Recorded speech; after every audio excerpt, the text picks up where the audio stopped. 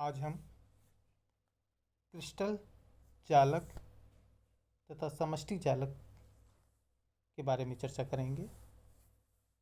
कल आपको क्रिस्टल की डेफिनेशन के बारे में बताया कि परमाणु की नियमित त्रिविमीय विन्यास में पुनरावृत्ति से बने ठोस को हम क्रिस्टल कहते हैं।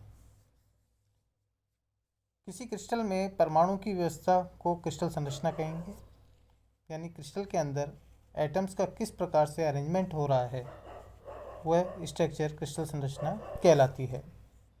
एक क्रिस्टल में परमाणु की व्यवस्था त्रिविमीय विन्यास में नियमित पुनरावृत्त होती रहती है। अतः इन पुनरावृत्तियों को निर्धारित करने के लिए क्रिस्टल की समष्टि में एक ऐसा बिंदु होता है जिसके चारों ओर ये परमाणु स्थित होते हैं, को हम क्रिस्टल जालक कहते हैं। क्रिस्टल जालक को हम समष्टि जालक भी कहते हैं।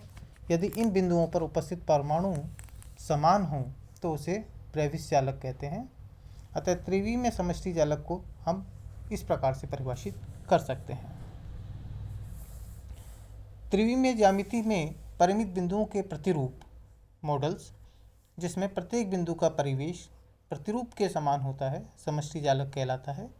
इस प्रकार के जालक को बिंदुओं के द्वारा दर्शाया जाता है, जैसा कि यहाँ आप चित्र में देख रहे हैं। क्रिस्टल जालक की संरचना को समझने के लिए इस चित्र में जो आपको प्रदर्शित किया गया है, जालक की द्विविमीय व्यवस्था को दर्शाया गया है, जिसमें किन्हीं दो बिंदुओं का परिवेश समान है। अतः ये बिंदु समष्टि जालक को व्यक्त करते हैं।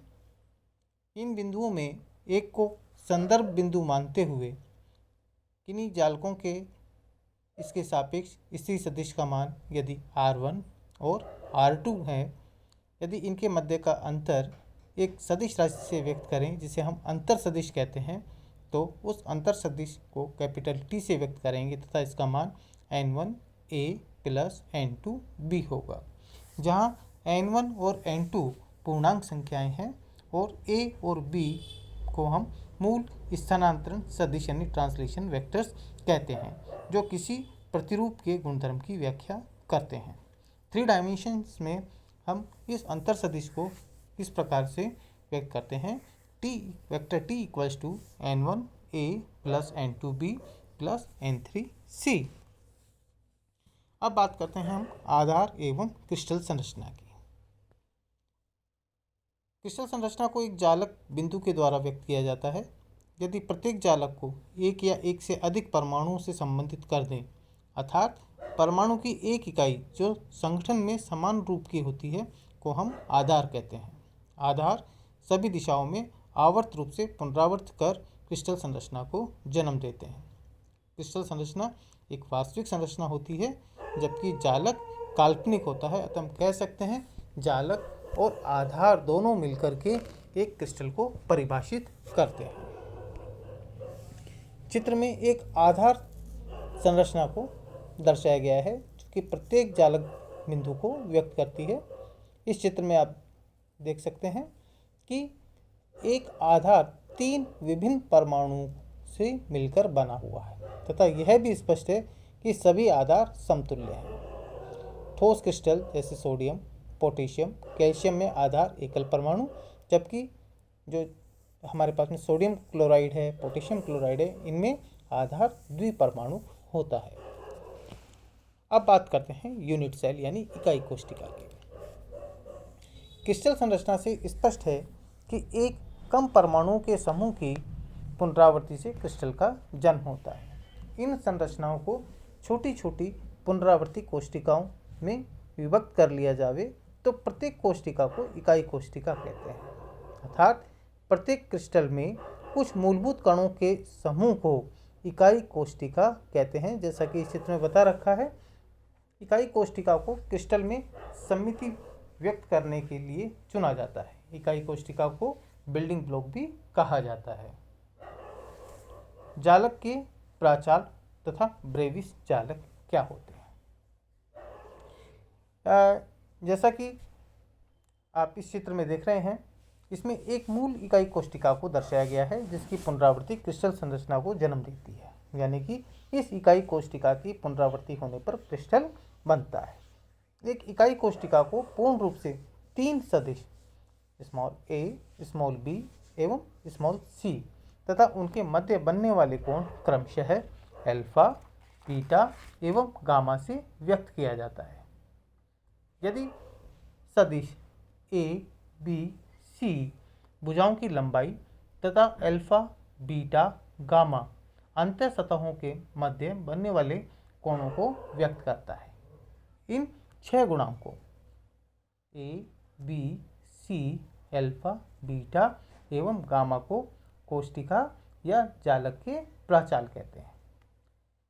इन प्राचलों की विशेषता यह है कि इनमें से तीनों समान हो सकते हैं और नहीं भी, अतः भिन्न भिन्न स्थितियों में भिन्न भिन्न प्रकार के कोशिकाओं का प्रारूप प्राप्त होता है, अर्थात भिन्न प्रकार की क्रिस्टल संरचनाएं जन्म लेती हैं। इन शर्तों के आधार पर यानी कि ए, बी, सी, अल्फा, बीटा एवं गामा के मानों के आधार पर क्रिस्टल संरचना को 7 भागों में व्यक्त किया गया है, परंतु ब्रेविस के अनुसार कुल 14 प्रकार की क्रिस्टल संरचनाएं संभव हैं। अतः ब्रेविस के अनुसार 14 प्रकार के जालकों के साथ संबंधित 14 कोशिकाएं विभिन्न प्रकार के क्रिस्टलों को निर्मित करती हैं। जो 7 मूल क्रिस्टल संरचनाएं हैं वो हैं cubic, tetragonal, orthorhombic, monoclinic, triclinic, trigonal और हेक्सागोनल। हिंदी में हम घनीय, द्विसंबलाक्ष, विषमलंबलाक्ष, एकतनाक्ष, त्रिंताक्ष, त्रिसमतनाक्ष और षटकोणीय क्रिस्टल संरचनाएं भी कहते हैं। अब हम बात करते हैं अभाज्य कोशिकाओं की। वह इकाई कोशिका जिसके किनारों पर जालक बिंदु उपस्थित हों को अभाज्य कोशिका कहते हैं।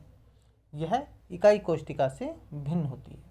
अब चूंकि देखिए यहाँ जालक बिंदु इकाई कोशिका के किनारों पर उपस्थित है, अतः इस कोशिका का आगे विभाजन संभव नहीं होगा।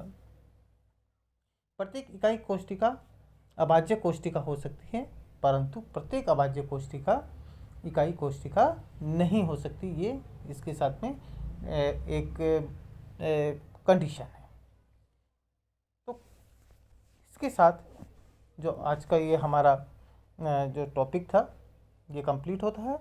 और क्रिस्टल संरचनाओं का जो वर्गीकरण जो आपको अभी बताया कि क्रिस्टल संरचनाओं को हमने 7 भागों में cubic, tetragonal, orthorhombic, monoclinic, triclinic, trigonal और हेक्सागोनल इसमें जो डिवाइड किया था, इसे हम कल देखेंगे। और फिर हम बात करेंगे मिलर इंडिसेस की, जिनके द्वारा क्रिस्टलों को परिभाषित किया जाता है, मिलर सूचकांकों की क्या विशेषताएं होती हैं, और इसके साथ साथ हम कुछ न्यूमेरिकल्स भी सॉल्व करेंगे। Thank you.